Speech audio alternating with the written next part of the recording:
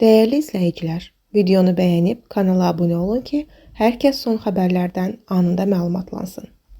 Azərbaycanda tələbə vəfat edib.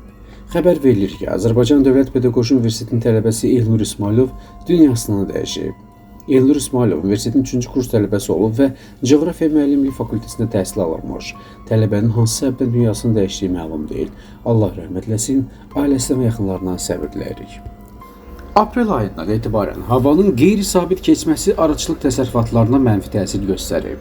Xəbər verilir ki, təsərrüfat sahiblərinin sözlərinə görə məhsuldarlıq da ötən ilə müqayisədə aşağı düşüb. Arxanalarda bir sıra xəstəliklər yayılıb. Bu il 120 arı ailəsində 106-sı yoxa çıxıb. 400 min manat ziyandayam deyə arıçı şəxs bildirib.